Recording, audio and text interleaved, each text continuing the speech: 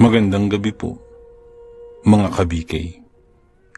Welcome po sa ating Barangay Capre. Ako po muli, si Boy Capre. At isa na naman pong kwento na mula sa tunay na pangyayari ang ating ibabahagi. Pakinggan natin. Kaarawan ng kapatid ko sa susunod na buwan. At hiniling niya na pumunta kami sa Siquijor para gumala sa iba't ibang tourist spots doon. Yun lang ang kahilingan niya. At dahil bunso siya sa aming magkakapatid, pinagbigyan ko na. Pero tutol si mama at papa. Dahil kilala ang bayan ng Siquijor, napugad ng mga kahiwagaan at iba pang kababalaghan. Kasama na rin ang mga mangkukulam, mambabarang, at mga aswang. Ngunit sa kabila nun, mas nangibabaw sa akin ang makitang masaya ang kapatid ko. Kahit sa araw man lang ng kapanganakan niya. Ipinaliwanag ko na lamang din ng maayos kina mama na huwag na silang mag-alala dahil ako ang bahala sa kapatid ko. Isa pa, wala naman akong nababalitaan na naaswang ang mga kaibigan ko at mga kakilala kong dumayo sa Siquijor. Inabot ng ilang linggo bago ko napapayag sina mama at papa. At iyon na nga, wala na silang nagawa. Dumating ang itinakdang araw ng pag-alis namin papuntang Siquijor. Nakaplatsyada na ang napakalapad ng ngiti ng kapatid kong si Jessa. At hindi na talaga makapaghihintay na masaksihan ang mga napakagandang tanawin doon. Ilang oras lang ang tinakbo ng biyahe at narating na nga namin ang lugar. Mainit ang kanilang pagtanggap sa amin bilang lokal na turista. Napakarami ring dumadayo ron. Iba't ibang lahi, iba't ibang pananalita na nakasalubong namin ron. Ganun pa man, hindi maipagkakailang masayang masaya, lalo na yung kapatid ko sa pagpunta namin dun. Bago kami dumayo, sa may isa sa kilalang beach sa may Siquijor, yung San Juan Beach, na nasa pinakaunahan ng listahan ng kapatid kong si Jessa. Bago kami pumunta ng dagat, pumunta muna kami sa Lassie Church at nagsimba. Pagkatapos nagtungo kami sa isang kainan at nananghalian. Matao na, kahit sa restaurant. Oras na kasi ng tanghalian. At dinumog na ito ng mga tao. Napakasarap din kasi ng mga itinitinda nila. Binilisan na namin ni Jessa ang pagkain at nagmamadaling pumunta na sa San Juan Beach. Nilubos-lubos na namin ang pagkakataong naroroon kami. Pagkatapos sa San Juan, pumunta pa kami sa Cantabon Cave, sa Kapilay Spring Park, Lugnason Falls, Cambugahay Falls, at sa Tubod Marine Sanctuary. Buong hapon kaming nakababad sa tubig. At nung kumagat na ang dilim, bumalik kami sa sentro at nagrenta ng matutulugan. Hindi na kami nag-book ng hotel dahil mas gusto ni Jessa na magstay sa isang nipa hut para makita namin talagang ganda ng dagat. Naghanap kami sa isang beach resort. Mas mura ng dihama kumpara sa hotel ang nirentahan namin. At swak na swak para sa turistang katulad namin. Bandang 8:00 nang inayos ko ang higaan tutulugan ni Jessa. Pero nagpaalam pa si Jessa na magtatampisaw lang muna sa dagat. Hindi ko na siya hinigpitan at pinayagan na lang. Tutal, kami-kami lang naman tao dun. At malapit lang naman ang dagat sa kinalalagyan ng kubo. Pagkatapos kong maiayos ang lahat, naupo ako sa may hagdanan ng kubo at tumingin sa aking cellphone. Naaliw ako sa mga pinapanood ko at hindi na namalayan ang oras. Nang mapansin ko na mag-aalas 11 na. Kaya hinanap ko ang kapatid ko dahil parang hindi pa to nakakabalik sa kubo. Sa paghahanap ko sa aking kapatid, ay nakasalubong ko si Manong Arnold sa daanan. Siya ang caretaker ng kubong nirentahan namin. Tinanong ko siya kung nakita ba niya ang kapatid ko. Itinuro naman niya agad ang direksyon kung saan niya umano nakita si Jessa. Kung kaya't sinundan ko lamang yun. Pagkarating ko sa batuhan, naroon nga si Jessa. Ngunit meron pang ibang kasama si Jessa na pawang mga kabataan na sa tingin ko halos kasing idaran lang din niya at nakita kong masaya silang nagkukwentuhan at nagtatawanan. Medyo kumunot naman ang aking noo dahil hindi naman kasi pala kaibigan ng kapatid ko. Pero ngayon malinaw na malinaw kong nakikitang nakikipaghalibilo siya sa ibang tao. Natuwa naman ako para sa kapatid ko dahil baka siguro sobrang tuwa niya sa lugar kung kaya't madali sa kanya makipagkaibigan sa iba. Tara na! Gabi na! Kalabit ko kay Jessa nang malapitan siya. Matapos sabihin niyo sa kapatid, ay sinilyapan ko ang mga kasama niya.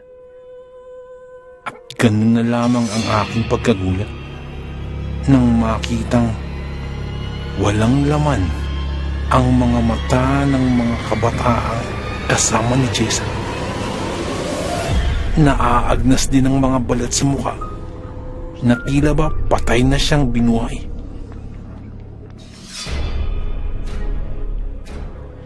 Kuya, ayos ka lang ba? Pukaw ni Jessa sa akin. Nang ikurap-kurap ko ang aking mga mata, ay mukhang nagbalik na sa normal ang aking paningin. Hindi na mukhang nakakatakot ang mga kasama niya. Kung kaya't medyo nahihiyang napangiti na lamang ako. Sabay-sabi sa isipan ko na parang namamalikmata na naman ako. Nagpaalam na si Jessa sa mga bago niyang kaibigan at bumalik na kami sa kubo. Habang naglalakad, itinanong ko siya kagad kung bakit nakipaghalibilo siya. Gayong wala naman yun sa bokabularyo niya. Ayon kay Jessa, naging magaan naman daw ang loob niya sa mga yun at naging maayos ang kanilang pakikitungo sa isa't isa. Kahit naman sa maikling panahong pagkakakilala nila. Dahil sa sagot niyang yun, nagkibit balikat na lamang ako. Sabay tango at humiga na sa lapag. Nauna na akong natulog. Dahil nagbabasa pa si Jessa sa kanyang higaan. Sa gitna ng himbing ng pagkakatulog, naalimpungatan na lamang ako dahil sa mga boses na naririnig ko sa labas. Kung kaya't agad kong tiningnan ng aking kapatid. At doon ako medyo napabalikwas. Dahil wala si Jessa sa kanyang higaan. Napabangon ako agad. At hinanap kagad ang aking tsinelas upang makalabas. Nagmamadali akong lumabas. At bigla na lamang akong natikilan nang may madatnan akong isang lalaki at babae nakausap si Jessa sa labas. Nagtataka ako kung ano-anong pumapasok sa isipan ko. Habang maraming tanong sa aking isipan, nilapitan ko si Jessa. Habang papalapit nagpakilala ang dalawang panauhin na mga turista rin pala. Nicanor at Lorelai ang pangalang ipinakilala nila. At nasa kabilang kubo rin daw sila nakarenta. Nagtataka lang ako dahil 2:00 na ng madaling araw. At wala nang ibang tao sa labas, maliban na lamang sa amin. Pinagmasdan ko ang dalawa. Wala namang kahinahinala at kaduda-dudang nakaguhit sa kanilang mga mukha. Mukhang normal naman silang mga tao at wala akong nakitang kakaibang pagkilos mula sa kanila. Yun nga lamang, hindi ko pa rin maiwaglit ang pagtataka dahil hindi naman namin sila kaano-ano. Pero kung makipag-usap, parang matagal na kaming malapit. Feeling close ba?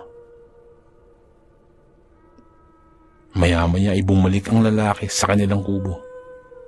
Habang sarap na sarap sa pakikipagkwentuhan si Jessa at ang babae. Sa tingin ko, nasa edad 40 na ang dalawang turista na yun. Matapos ang ilang minuto, ay bumalik ang lalaki na ngayon ay may dalang isang bilao na may lamang iba't ibang klaseng kakanin. Inihain niya ito sa mesa na nasa gilid at inaya kaming dalawa na kumain. Humindi ako dahil hindi naman ako gutom. Ang totoo'y antok na antok ako. Si Jessa naman na mahilig sa kakanin, kumagat sa pag-aya nila.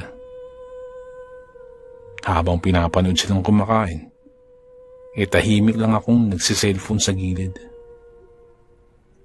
Pero sa sulok ng aking mga mata, ay nagmamasid-masid ako sa dalawang panauhin.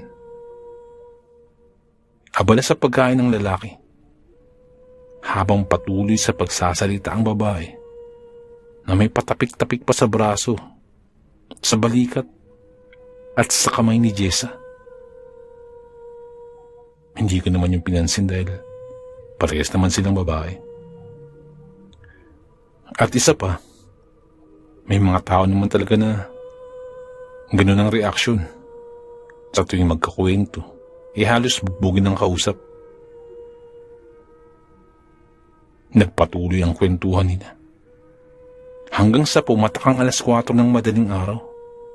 At hindi pa rin tapos sa pagkukwento ang tatlo. Nangangalay na ang mga daliri ko kakapindot sa screen ng cellphone. Magdadalawang oras ko na itong hawak. Panahihikab na rin ako sa pagtama ng antok. Nagdadabog na ang isip ko. Hanggang sa sumapit na ang 5:00. Nang maya-maya ay nagpaalam na ang dalawa. Kung kaya't nakahinga ako ng maluwag. Pero sa tingin ko ipapasikat ng araw. Ay, nako, mabuti naman. Naisipan pang umalis. Inis na inis kong turan ng makalayo ng dalawa. Sinaway naman ako ni Jessa dahil bakit ko daw yun nasabi. Baka raw marinig pa ako.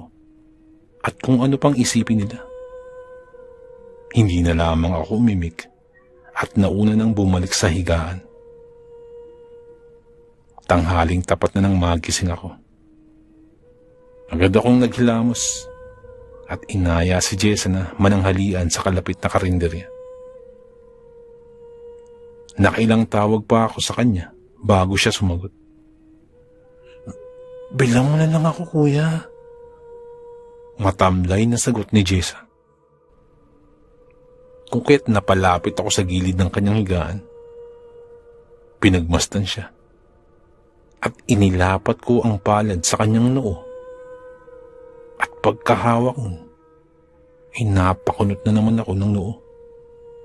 Nang maramdaman ko ang kanyang temperatura, napakalamig ni Jessa na para bang ikinulong to sa loob ng ref ng ilang araw. Todo rin siya sa pagtalokbong ng kumot. Kung kaya't Dali-dali akong kumuha ng mainit na tubig at inabutan siya. Sunod nun ay nagmamadali akong lumabas para makabili ng gamot. Numahangos ako sa kakahanap ng butika nang nakasalubong ko ulit si Manong Arnold sa daan. "Oh, parang nagmamadali ka. Saka parang balisa ka. Anong nangyari?" Ipinagtapat ko kay Manong Arnold ang nangyari sa kapatid. At napansin kong natahimik siya na tila ba nahulog sa malalim na pag-iisip. Hindi ko na inantay na makapagsalita si Manong Arnold. Tumakbo na ako sa kalapit na butika. Pagkatapos ay tinakbo na ang distansya pabalik ng kubo. Pagdating ko sa kubo, inatakpan ko agad ang aking ilong nang sumalubong ang umaalingasaw na malansang amoy na dala ng pagsusuka ni Jessa. Napakarami ng kanyang isinuka na mas lalong nagpatigil sa akin. Buo-buo pa ang mga kakaning na isuka niya na para bang nilunok ng walang nguya-nguya. At habang sumusuka, ay tila nangingisay na si Jessa sa kalalabas ng kinain. Naawa na ako sa kanyang kalagayan. Nakaramdam ako ng matinding takot para sa aking kapatid. Tinawag ko na si Manong Arnold at nakiusap na tulungan akong madala sa ospital ang kapatid ko. Nang biglang sumagot si Manong Arnold, "Hindi yan magagamot ng siyensya.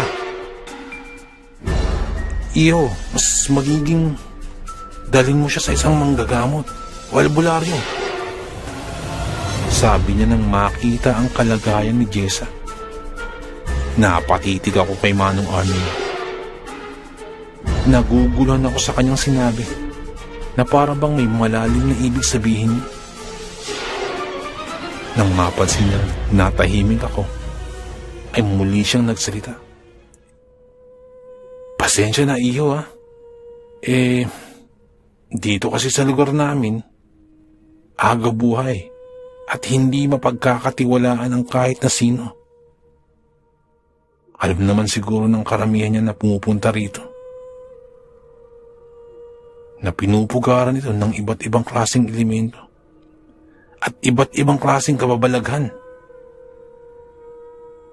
Tungkol naman dyan sa kapatid mo, umuwi na kayo sa inyo at dalhin mo siya agad sa isang manggagamot at huwag na huwag sa doktor kung nais mo pang makasama ang kapatid mo." Sabi ni Manong Arnold na agad-agad ay naghanap ng masasakyan. Pinaghalong kaba at takot ang yumaya po sa buong pagkatao ko. Dali-dali naman akong nag-impake at nagbalot. Pinuhat na ang kapatid ko na sa puntong to ay hinang-hina na sa kakasuka kanina pa. Pinasakay kami ni Manong Arnold sa isang sasakyan at hinatid kami sa daungan ng barko. Alalang-alala ako sa buong biyahe. Halos hindi ko na namalayan na nakatawid kami, kakabantay ko kay Jessa. Pagka-uwi namin sa bahay, ay katakot-takot na sermon ang inabot ko kay na mama at papa. Ako, bakit daw naging ganun si Jessa? Naging pabayaraw ako sa responsibilidad ko bilang kapatid. Pero hindi ko na gaanong binigyan ng pansin ang kanilang mga sinasabi. Dahil mas iniisip ko ang kalagayan ni Jessa. Naalala kong sabi ni Manong Arnold, kung kaya't tumawag ako sa isa kong tropa at nagpatulong na makahanap ng manggagamot. Naswertihan naman at nakahanap din kami kaagad. Pinahintay lang kami sa bahay at ang mismong manggagamot na raw ang pupunta sa amin. Tiyuhin ni Albert ang manggagamot na pupunta sa bahay. Mabuti na lamang daw At nauna akong tumawag kaysa sa suki ng tiyuhin niya. Kaya kami ang mauuna niyang aasikasuhin. Habang inaantay ang pagdating ng manggagamot, ipinaliwanag ko kina mama at papa ang nangyari habang naroon kami sa Siquijor. Detalyado kong inilahad sa kanila ang pangyayari. Sa gitna ng pagkukwento ko, ay dumating na ang manggagamot na tiyuhin ni Albert. Nagsagawa muna ng ritual ang manggagamot at nagdasal. At walang sabi-sabi, ay nagsimula na siyang gamutin agad ang kapatid ko. Kahit na nasa kaligitnaan na ng panggagamot ang manggagamot, hindi ko pa rin maiwasang kabahan. Natatakot ako para sa kapatid ko. Maraming bagay ang gumugulo sa isipan ko. At sa puntong yun ay nasisi ko na ang sarili ko sa sinapit ni Jessa. Dahil kung hindi ako pumayag sa kanyang kahilingan, hindi sana ito mangyayari. Ilang sandali pa ay pinalabas kami ng manggagamot at naiwan lamang ang manggagamot at si Jessa sa kwarto. Hindi kami mapakali. Ganun din sila mama at papa. Nag-aabang. Nag-aantay. Hindi alam kung anong mangyayari kay Jessa. Nang maya-maya pa bigla na lamang lumabas ang manggagamot. Kung kaya't napatayo na ako at sinalubong lang ang manggagamot. Ngunit bago pa ako magsalita, ay pinutol na niya ang aking sasabihin. Tapik sa balikat. Tapik sa braso. Tapik sa kamay. Isa sa mga paraan ng kampo ng kadiliman para makapambiktima. Hindi naman nakakamatay. Pero magiging aswang ang biktima. Pagkarinig yun ay hindi kami makapagsalita. Natulala kami sa sinabi ng manggagamot at maging sina mama at papa ay hindi makapag-react.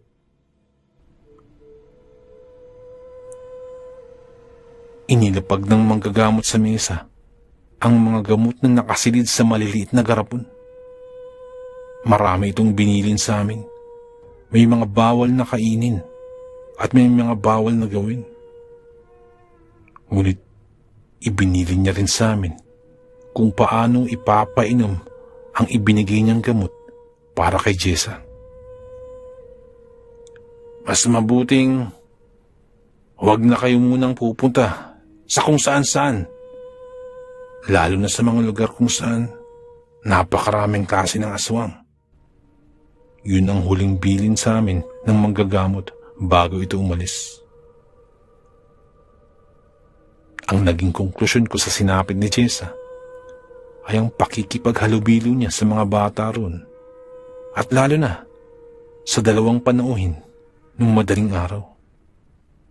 Malinaw na malinaw ko pang nababalikan sa isipan ko kung paano tapik-tapikin at haplos-haplosin ng babaeng yun ang kapatid ko. Naikiyong ko na lamang ang aking mga kamao habang tinitingnan ang kapatid ko na nakaratay sa kanyang higaan. Napapailing, napapabuntong hininga. Lalo na sila mama at papa. Hindi ko rin inaasahan nila na ganun ang mangyayari pagkadayo namin sa lugar na yun. Sinunod namin ang bili ng manggagamot at sa tuwing pinapainom namin ng bigay ng manggagamot ay sumusuka pa din si Jessa. Bawat suka niyang yun ay umaalingasaw na amoy na nakasusulasok. Kabilin-bilinan din ang manggagamot na sa tuwing susuka si Jessa ay kinakailangan namin yung sunugin. At yun nga ang aming ginawa. At sa mga paglipas ng araw ay unti-unti na ring nababawasan ang pagsusuka ni Jessa. At unti-unti na ring bumubuti ang kalagayan nito at bumabalik na sa wisyo. Nang tanungin ko si Jessa tungkol sa mga nakasalamuha niya sa Siquijor, lalo na dun sa may beach, ay wala itong maalala. Ang alam niya lang daw, inatulog siya sa kubo. Wala siyang maalalang kinausap na ibang tao sa Siquijor, maliban sa akin.